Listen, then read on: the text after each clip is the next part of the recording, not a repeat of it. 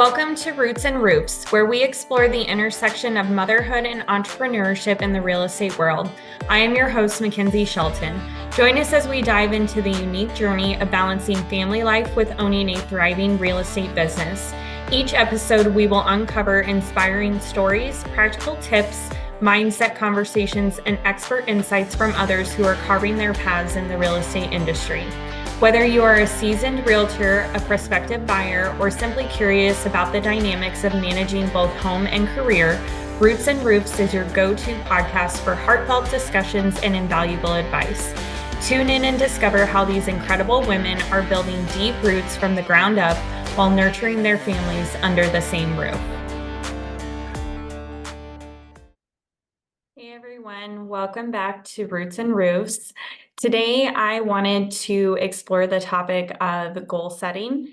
October is a really important month for me in my business and my personal life. I like to set goals in October so that we can set ourselves up for success come January 1st. I'm a firm believer that if you wait until January 1st to start thinking about your goals, you're already kind of behind. And so we take time in the month of October to think about what we want to do for the next year. And then we put that into action right come January 1st.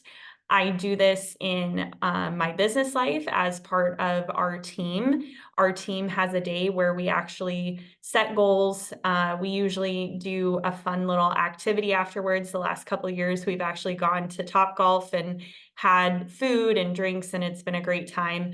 It just kind of helps us get in the right mindset for what the next year is going to bring.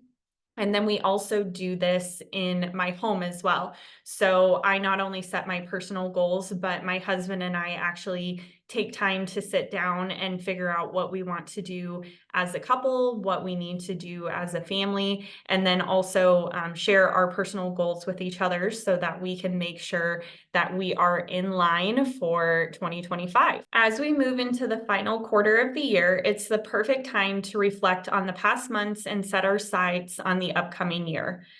While many people start thinking about their goals in January, setting goals in October allows for a unique opportunity to plan ahead and enter the new year with clarity and purpose. Using the SMART goal process, SMART is an acronym that stands for specific, measurable, achievable, relevant, and time-bound. That can help ensure that your goals are not only aspirational, but also very actionable.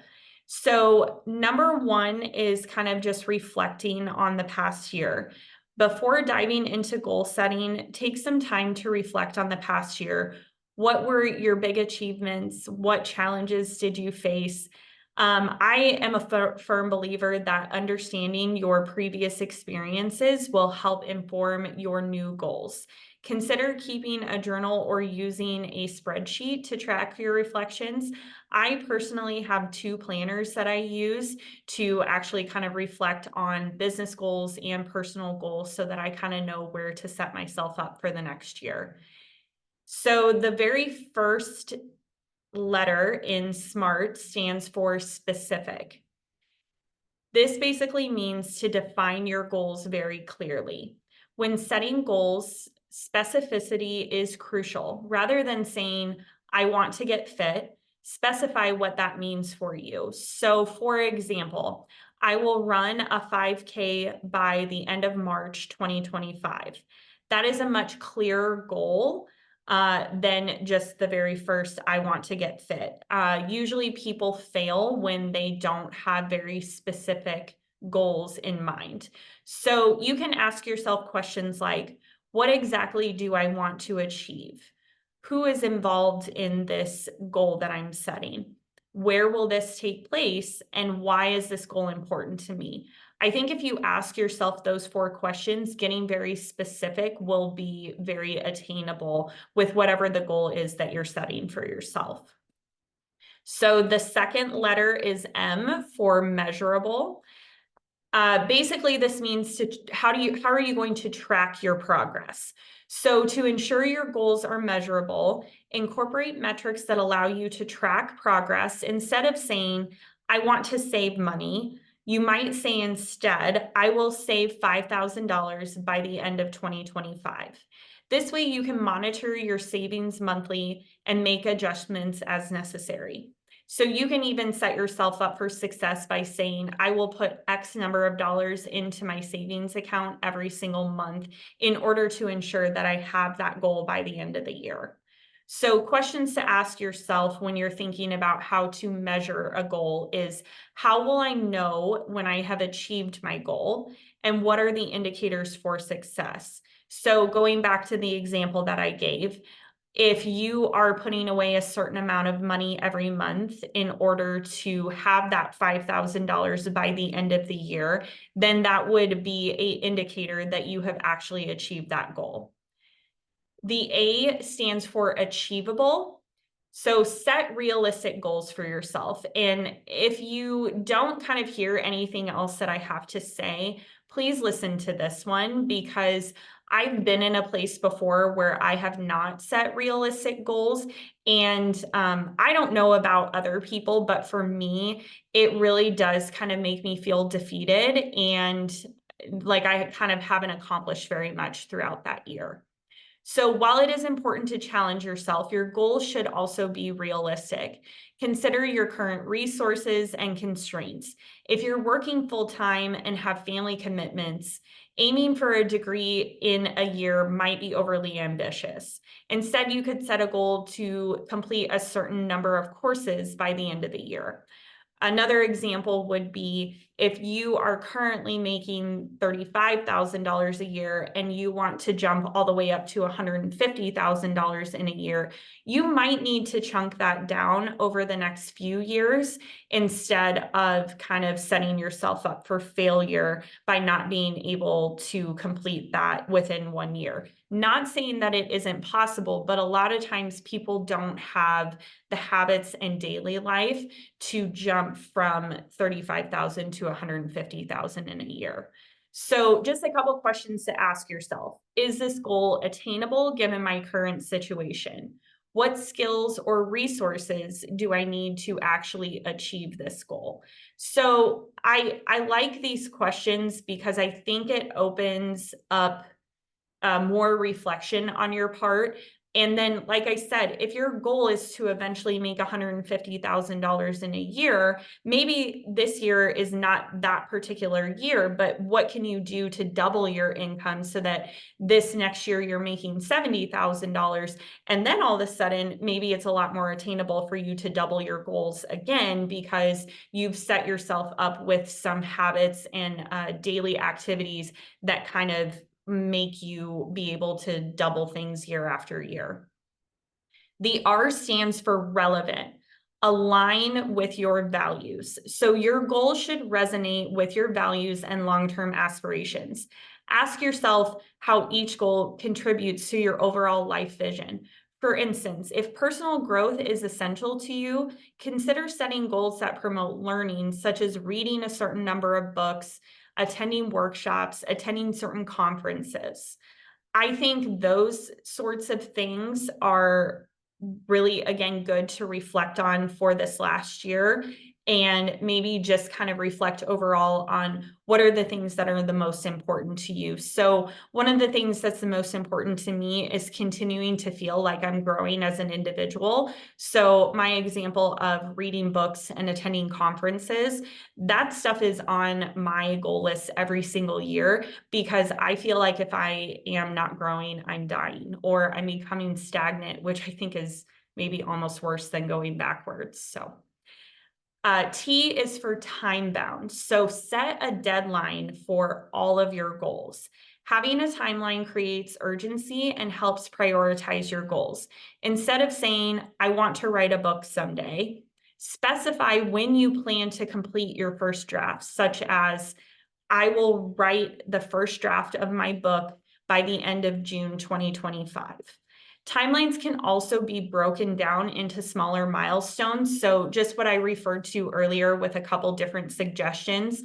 One of the things that I always encourage my team to do is to break down the number of transactions that they would like to close this next year into this is how many I need every single month. And then we break it down even further into this is how many appointments that I need to go on in order to get that number of closings. And then we break it down even further into this is how many people I have to talk to every single week in order to get that number of appointments, in order to get that number of closings every month so that I hit my transaction goal for the year. When we chunk things down into smaller bite-sized portions, it doesn't get so overwhelming and the goal is a lot more achievable and attainable. And then the last thing that I wanted to just kind of elaborate on for goal setting, write down your goals. If you are not currently writing down your goals, please write them down. Once your SMART goals are set, this not only reinforces your commitment, but also serves as a reminder to you. So one of the things that we do as a team is on our day where we're doing goal setting, we actually create vision boards that highlight some of the big goals that we have for the next year. And then we also have basically kind of like a little workbook that we work through that lets them put their goals written down so that they are just kind of reminded throughout the year. Also, as part of our planners that we use every single day, our goals are in front of us literally every single day. It's very hard for us to kind of forget what we're doing because it's literally right there in front of us. Break down goals into smaller tasks, assign deadlines to make sure that you're kind of keeping yourself on track, and then review and adjust accordingly. Here's what I'll tell you guys. And I literally just had this conversation with our director of operations this morning. So when we set our goals for the year, we also need to be pretty realistic that there's a decent chance that we are not going to hit all of those goals within a single year.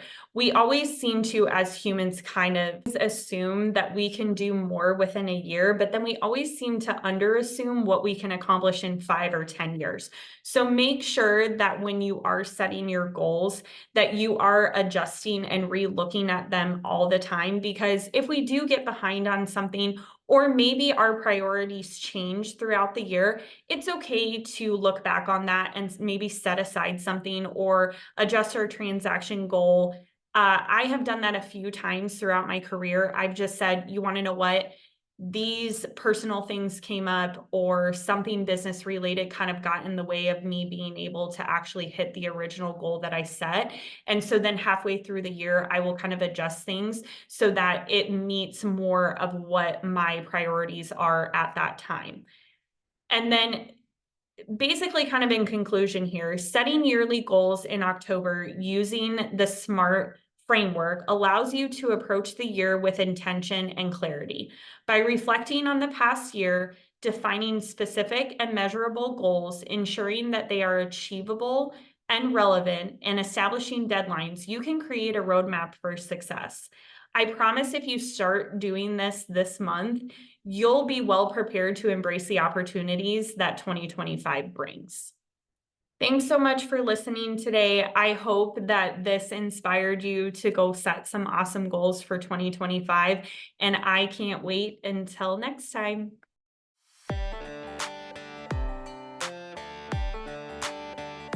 Thank you so much for listening to Roots and Roofs podcast today. If you loved today's episode, please let me know. I love hearing from you on Instagram and Facebook, so feel free to send me a DM or tag me in your stories so I can share it too.